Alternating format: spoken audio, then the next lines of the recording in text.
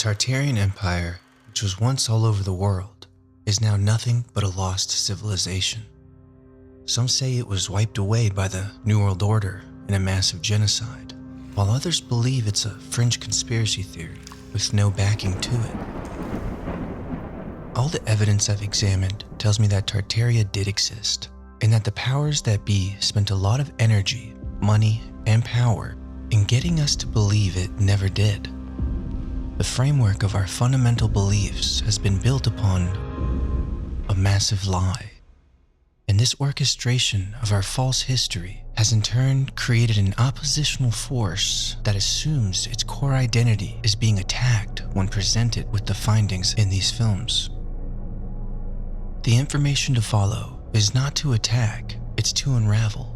In a very real way, generations have been programmed to see the world inaccurately. And with tools such as MKUltra, there is a sector of our public that will fight to the death for what they believe without ever questioning it. My job is to provide you with information that will assist in the unraveling of what may very well have been the greatest psychological operation known to man, a worldwide psyop on humanity, or as Morpheus puts it, a prison for your mind. In a very real way, the Matrix is what we're living in, and the powers that have created our world are fighting tooth and nail to keep it theirs. Because of the internet, information has spread just as fast as the cancer that has grown to enslave humanity. Information is vital to knowing who we are, where we come from, and where we're headed. You might ask, how do we escape this matrix? With knowledge and information. By discovering the truth shall set us free. I invite you to explore the hidden truths of our history so that it may unlock the infinite possibilities of our greater tomorrow. This begins now, by uncovering what was once and will be again, the Great Tartarian Empire.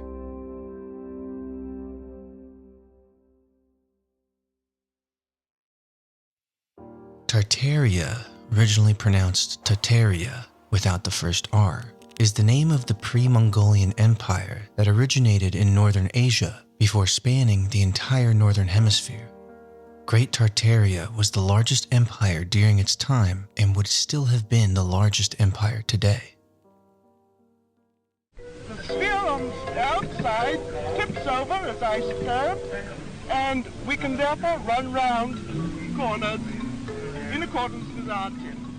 Tartaria, a once thriving civilization that exemplified the pinnacle of greatness and potential of humanity, is no longer present today. But its vestiges have been left behind as clues and crumbs for future generations to discover and question what happened. Tartaria had some of the most brilliant, fascinating, and powerful spiritual beings. With their extraordinary way of being, they invented and discovered technologies that would make them appear like futuristic travelers that landed in a distant past.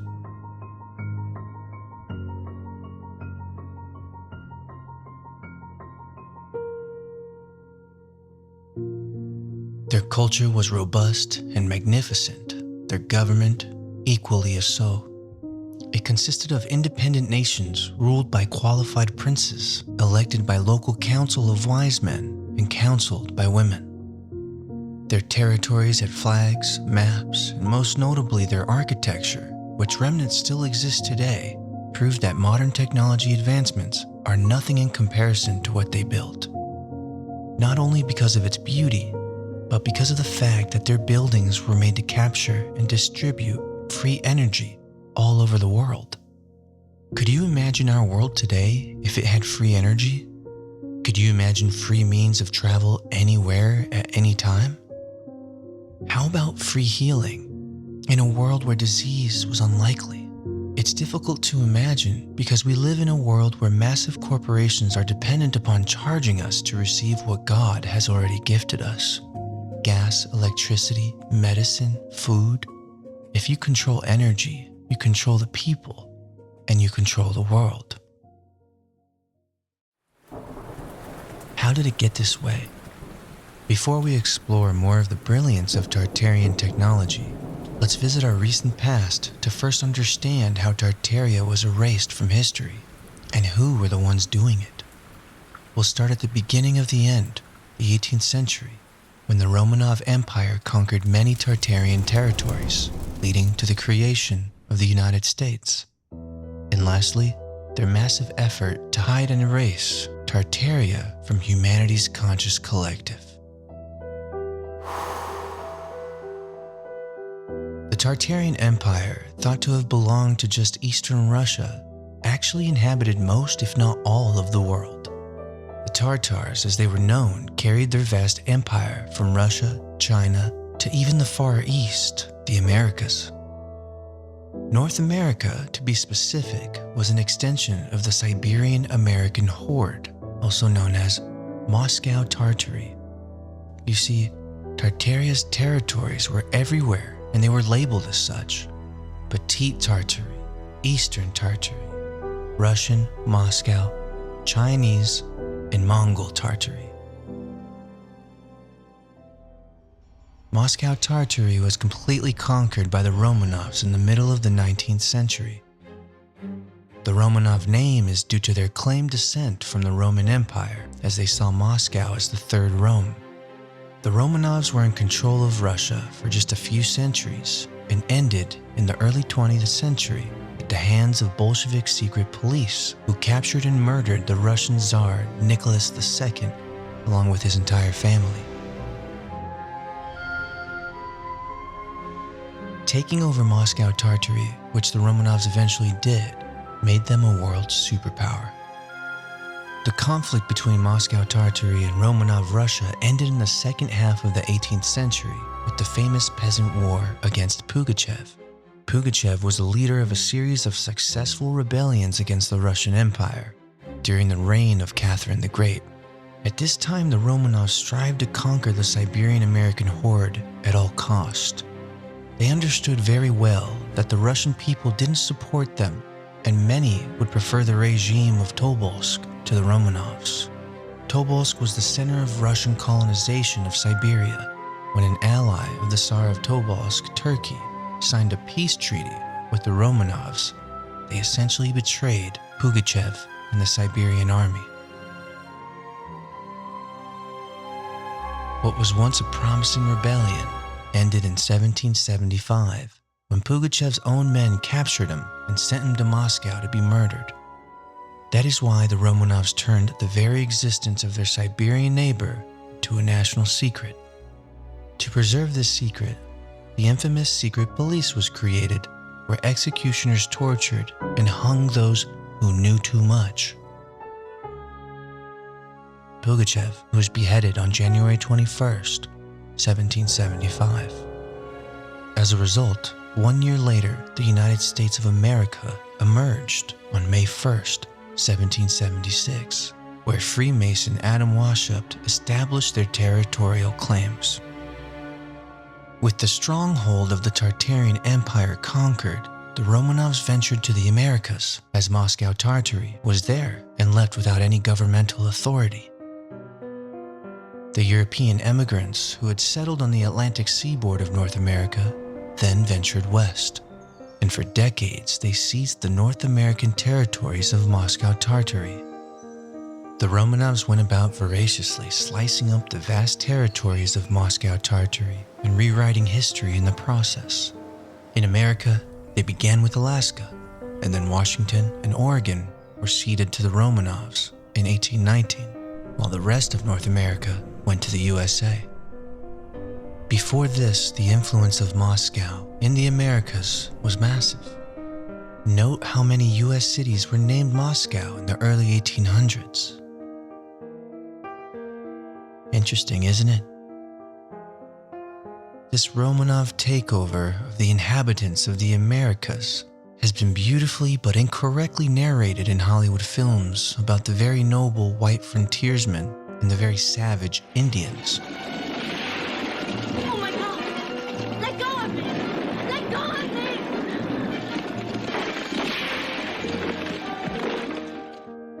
So did they hide the truth about Native American Indians? Well, of course, because they were really Mongolian descendants of Tartaria. Let's unravel some more hidden truths about the origins of America and explore more in depth who the Native Americans actually were.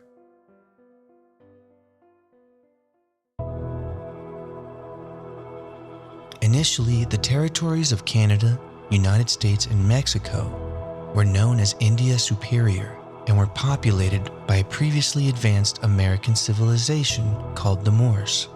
The Moors are who we know as Tartarians. They were responsible for the building of Gothic architecture in America and around the world. Interestingly, they were also known as the Berber Indians, all one and the same people, as they all originate from the Mer people of India Superior that had previously civilized the world. This map is very significant because it demonstrates that the Americas are Asia Major, Asia proper, also known as the Orient or the East, or another word for it, India Superior. So what language did Tartarians speak? Well, the universal language spoken throughout the Tartarian Empire was Arabic and Sanskrit. Therefore, the original Moors were likely Islamic.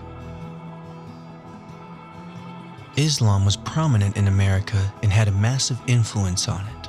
There are a total of 565 names, 484 in America and 81 in Canada, of villages, towns, cities, mountains, lakes, and rivers that are etymologically Arabic.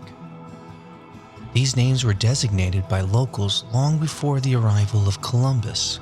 Many of these names are in fact the same names of Islamic places. Mecca, Medina in Idaho and also in New York, Medina in Hazen in North Dakota, Medina in Ohio, Medina in Tennessee and in Texas, Medina and Arva in Ontario, Mahomet in Illinois, and Mona in Utah are just a few noticeable names at the outset. A closer analysis of the names of native tribes will immediately reveal their Arabic etymological ancestry. Anasazi, Apache, Arawak, Araucana, Chavin, Cherokee, Cree, Hohokam, Hoopa, Hopi, Maka, Mohican, Mohawk, Nazca, Zulu, and Zuni are only a few. Islam was everywhere in the Americas. One just has to go look for it, because you can see the evidence from Queen Khalifa, where California derives its name, Khalifa meaning successor in Arabic, to Alabama, Alabama, Tallahassee, to Medina, Ohio, to Moorestown, New Jersey, to Islamorada, Florida, and to Alhambra, California. Even my last name, Alvear, contains Arabic roots. So it's very likely Muslims left a huge impact on America. To understand further, let's look into what Moor means. After all, that is what they were called, the Moors. Moor comes from the Orient, the Far East. What's also interesting is that Oriental, according to the book Orientalism by Edward Said, is defined as a Western scholar who studies Islam. So Islam comes from the Orient. It was the Romanovs who ordered the native Moors to leave their lands and march without water or food for days, and we know this as the Trail of Tears. The aim was to exterminate them without spending ammunition, while others were killed on their own land through blankets tainted with smallpox. David Edward Stannard, born in 1941, is an American historian and professor of American Studies at the University of Hawaii. In 1992, he wrote American Holocaust, Conquest of the New World. He chronicles that the genocide against the native black Moor population was the largest genocide in history. The extermination of the black Moors went roaring across 2 continents non-stop for 4 centuries, consuming the lives of tens of millions of people, while acknowledging that the majority of the indigenous peoples fell victim to the ravages of European disease He estimates that almost 100 million died in what he calls the American Holocaust. This leads us to question, where do African slaves fit into this picture? Did Native American tribes help slaves escape? Or were Americans with African ancestry already part of the Native American nations? We already know that over 83% of all Americans with African ancestry have Native American blood. So, this leads us to presume that Native Americans were black people, the Moors, and contrary to historical data, they were not brought here on ships. That's right, the slaves of American history were not brought here on ships from Africa. That's the lie. They were already here. Instead, they were enslaved right here on their own lands. If they were brought on ships, the numbers are extremely exaggerated. It was published that 15 million to 20 million slaves arrived in the Americas between 1540 and 1850 over a 310-year period, and that's according to U.S. history books. Although the Stuart synopsis points out a few questions that should be examined. Over a period of 300 years, is it fair to say that 60,000 slaves were transported annually to the Americas? Or could it be the transportation of slaves to the Americas was one big myth? The largest seagoing vessel carried 400 slaves, but not all the ships were that large. The time of passage was 3 to 4 months. That means 200 vessels or ships per year would have to travel carrying 300 people, and one ship can make 3 passages per year. The Transatlantic Slave Trade Database says that there were 1,100 to 1,400 voyages made over that 300-year period. If that is the case, and each ship carried 400 people, the total number would be 560,000 Africans transported. See, the numbers do not add up. After 20 years, the Royal Adventurer with its 15 ships had transported between 90,000 to 100,000 slaves. That is a long way from 15 million to 20 million slaves who were supposedly brought to the Americas. Doesn't that leave a little over 14 million to 19 million people not accounted for? What's up with that? Or was the black-brown birth rate more accelerated than the white birth rate? The calculated median of 15 and 20 million would be 17.5 million. Divided by 400 people, the capacity of the largest slave vessel, that comes out to 43,750 trips. Can you show me a record where this many trips occurred? The same thing happened with the Holocaust in Germany during World War II. 6 million people were supposedly killed, but there are not that many names referenced who died totaling 6 million. In fact, the official story has reduced the number to under 1 million. The Stuart synopsis lists these native tribes as originally black: the Washita of Louisiana, the Yamasee of the Southeast, the Iroquois, the Cherokee Indians, the Blackfoot Indians, the Pequot and Mohegans of Connecticut, the Black Californians, where Cal in California literally means black, after the name of the great Mama Kali or Queen Khalifa, the Olmecs of Mexico, and the Darionite of Panama.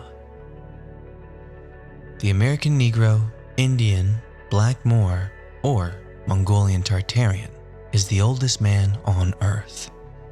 In fact, the oldest chromosome on Earth was found in a man from South Carolina and is unrelated to African lineages.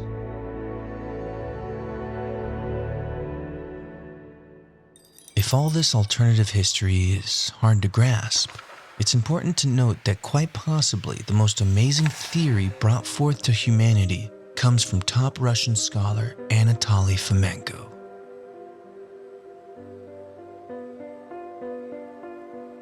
Fomenko is a full member of the Russian Academy of Sciences, the International Higher Education Academy of Sciences, and Russian Academy of Technological Sciences, as well as a Doctor of Physics and Mathematics, and a professor and the head of the Differential Geometry and Applications Department, the Faculty of Mathematics and Mechanics at Moscow State University.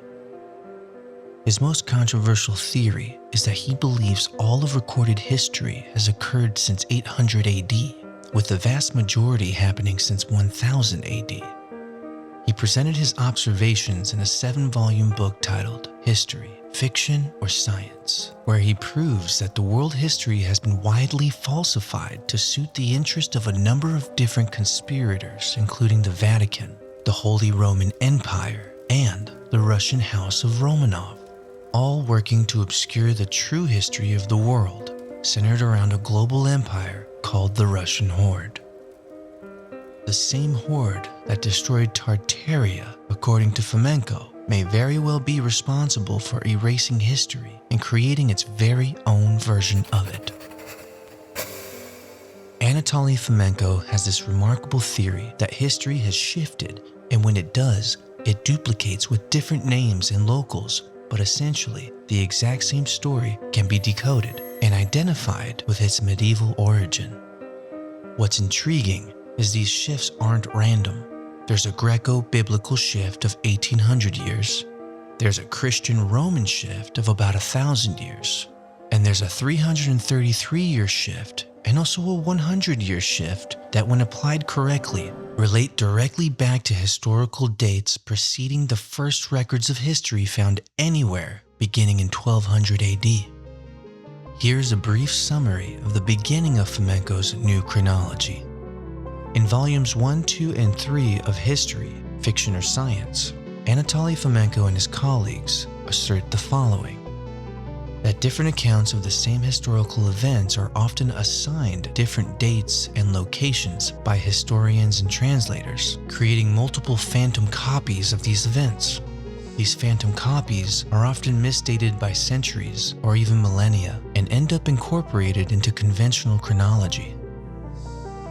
That the chronology was largely manufactured by Joseph Justus Scaliger in Opus Novum de Emendation Temporum, 1583, and Thesaurus Temporum, 1606, and represents a vast array of dates produced without any justification whatsoever, containing the repeating sequences of dates with shifts equal to multiples of the major Kabbalistic numbers 333 and 360. They assert that this chronology was completed by Jesuit Dionysius Tavius in De Doctrina Temporum in 1627 and 1632.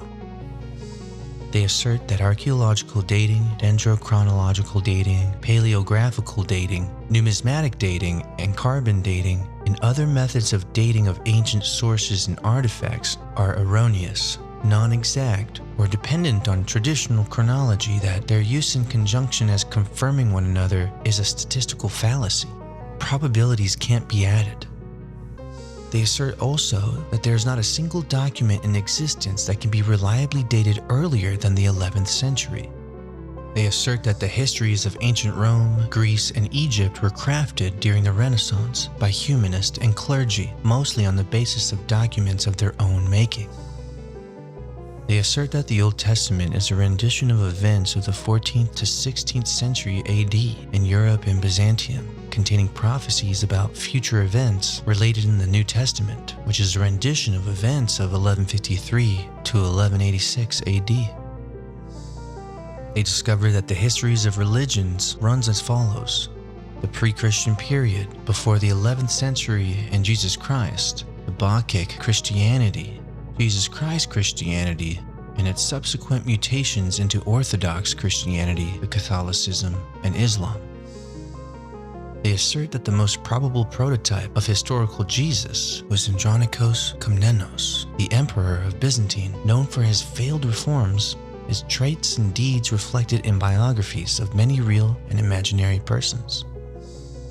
The historical Jesus is a composite figure and reflection of the Old Testament prophet Elisha, Pope Gregory VII, Saint Basil of Caesarea, and even Li Yuanhao, also a reflection of Euclides, Bacchus, and Dionysius. Fomenko explains the seemingly vast differences in the biographies of these figures as resulting from difference in languages, points of view, and time frame of the authors of said accounts and biographies. He claims that the historical Jesus was born in Cape Violent, Crimea, on December 25th, 1152 AD, and was crucified on March 20th, 1185 AD, on Joshua's Hill, overlooking the Bosphorus. Anatoly Fomenko is not saying that Jesus didn't exist. He's simply stating that the timeline is inaccurate, and there's a reason they created this timeline. Everything is to control you. Anatoly Fomenko's research has enlightened us to the fact of how much control was sought by erasing history, by confusing us of our past. If fake news today is created to control our minds, why wouldn't they create false history to do the same? Are you starting to see the possibility that we, as humanity, may have been drastically lied to? If this is true, what we've been taught has by design kept us in a box, closed-minded to possibilities of what was and what could be. While most of our lives we've been referencing historical data as fact, we've been kept in the dark to limit our imagination, to halt the progress of further advancements for civilization. By lying and hiding truths, they gained a supreme ultimate control over our fate, over our mind. This may be the greatest psychological operation to have ever been amassed upon a public. Could all this imply as well what many theories have pointed to, that the Americas are the true old world, and that it is the true birthplace of civilization? Is it crazy to think America may very well be Atlantis and the origin of ancient Egyptian civilization? To New Year's, claim like this sounds outlandish, but let me ask you, why are FBI agents guarding a cave in the Grand Canyon, keeping hidden from public eyes temples and hieroglyphics we find only in ancient Egypt? Why are there more pyramids in the Americas than there are in Egypt? And why was the Smithsonian ordered by a Supreme Court ruling to admit that they were hiding the bones of giants? If dendrochronology methods or dating the age of trees are misleading as stated by Fomenko, how would we prove that certain mountains aren't simply trunks of once cut down immensely gigantic trees? And lastly, why was the word dragon replaced by dinosaur, a word not in existence prior to mid-1800s? The Tartarian Empire may have just recently ended, but it strangely lives on in the world of cinematic fantasy. Like most government cover-ups, they fictionalize the truth by making it Hollywood. Think Game of Thrones. So if unintended disclosures occur, people will brush it off as Hollywood fantasy and choose to not believe it. In our next film, we'll explore the depths of proof that have illuminated millions in understanding that our world was once inhabited by mythical creatures, giants, incredible healing and energy technologies, and enlightened beings that lived under a simple rule, that what you take from nature, you give back more. Stay tuned for our next film, The Tartarian Empire, Remnant